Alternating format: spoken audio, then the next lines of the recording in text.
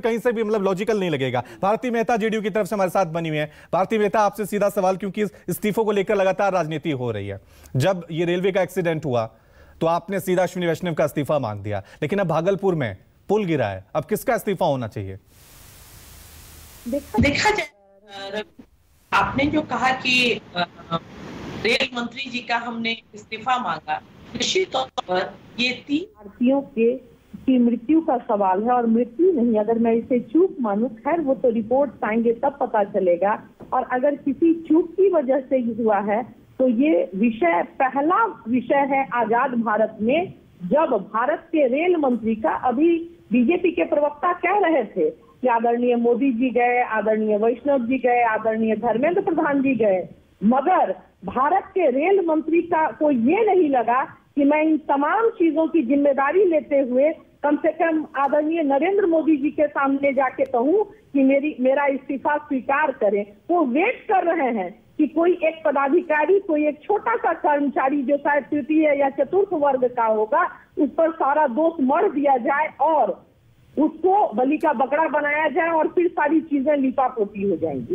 एक और चीज मैं कहना चाहूंगी भागलपुर के जवाब देने के पूर्व, यदि आदरणीय बीजेपी प्रवक्ता लगातार कह रहे थे सोनिया जी की बात, तो मुझे लगता है, आपके चैनल के माध्यम से एक चीज कहना चाहूंगी कि लगता है बीजेपी ने बेटियों का अपमान करने का ठेका ले रखा है। जो महिला विवाह के बाद 70 के दशक में भारत आती है और पूरा जीवन वो किस पार्टी में कहाँ है, तमाम चीजें अपनी जगह है, मगर आप कहते हैं कि उसका बाप दादा कहाँ था, बिना बोले आपका सवाल यही है। महोदय इटली की बेटी है तो निश्चित तौर पर उसके परिवार वाले इटली में रहे होंगे। तो मुझे लगता है कि किसी भी राष्ट्र की बहू के लिए इस तरह के अपमानजनक प्रश्न नहीं किए जाने चाहिए।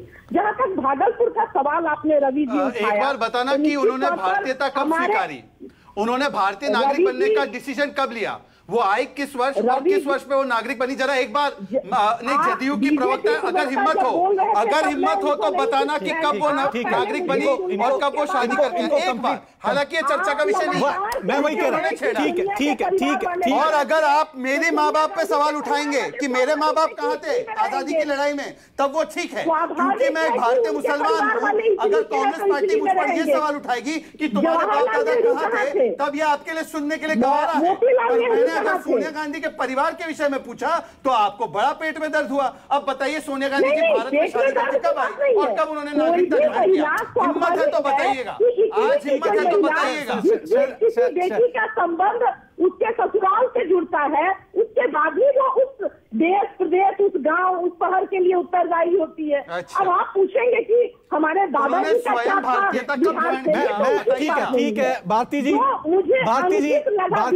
मैं ये चाहता हूं कि हमारा जो विषय है मुद्दे से ना भटके। सोनिया गांधी इस चर्चा का विषय नहीं है और शहजादपुर वाला मैं नहीं चाहूंगा कि नहीं, मतलब वो कहीं से लॉजिकल नहीं लग रहा है। लेकिन मेरा ये सवाल आपसे, ये लॉजिकल है कि आरएसएस की कोई भूमिका नहीं थी? ये लॉजिकल है कि दोनों आइडियोलॉजिकल लड़ाई, गांधी परिवार लड़ाई लड़ा आजादी की, ये दोनों आइडियोलॉजिकल लड़ाई, ये बड़ा लॉजिकल था, ये कांग्रेस का जवाब था। ये ठीक है, ये कांग्रेस और बीजेपी की लड़ाई। तो वो भूमिका है कि पांचजन्य 14 अगस्त 1945 का पांचजन्य उठा के देख लीजिए, उसने कहा है कि तिरंगा को स्वीकार नहीं किया जाना चाहिए। खैर जाने दीजिए, ये सचमुच हम लोग पांचजन्य की वो प्रति दिखा दीजिए। नहीं, एक सेकंड, मैं आपको चैलेंज देता हूं, पांचजन्य की वो प्रति दिखा दीजिए।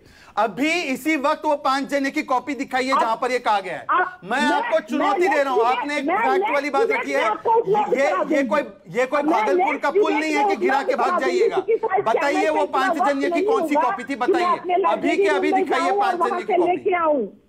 मैं उपलब्ध करवा दूंगी आपको। नहीं, अभी बात कीजिए ना, आपने आरोप तो अभी लगाया। ठीक है, आरोप अभी लगाया, दिखाइए कौन सी कॉपी है। ठीक है, मैं भागलपुर से जवाब ले लेता हूं। मैं उपलब्ध करवा दूंगी आपको। ठीक है भारती जी, रहिए। पहले आप भागलपुर ब्रिज क्यों गिरा उसकी इंक्वायरी रिपोर्ट भिजवाइए। ठीक है, भागलपुर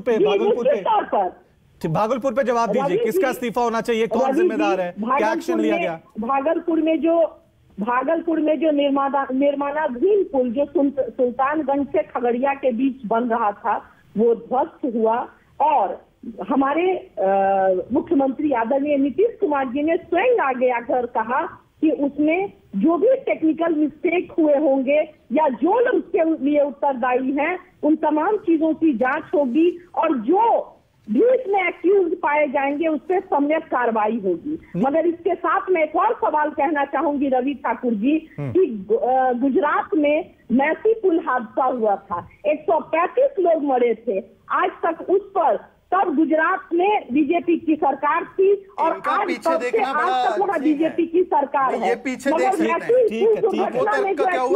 ठीक है भारती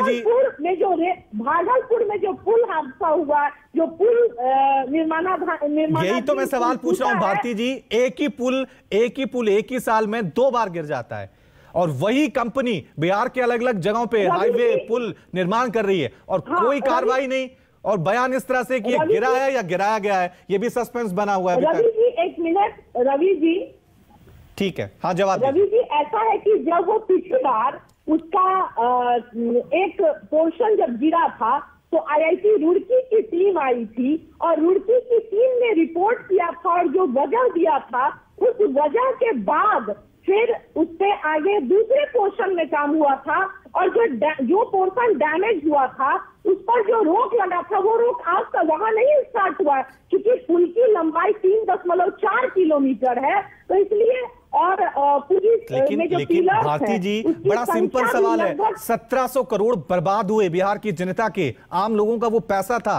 वो बन रहा था, बनना चाहिए था, गिराना था, किसी कोई क्लैरिटी नहीं है किसी बात को लेकर। अभी अनुमानित घाटा अभी अभियंताओं ने दिया है, वो लगभग अभियंताओं ने माना है कि लगभग 150 करोड़ के आसपास का पोर्शन जो है क्षतिग्रस्त है।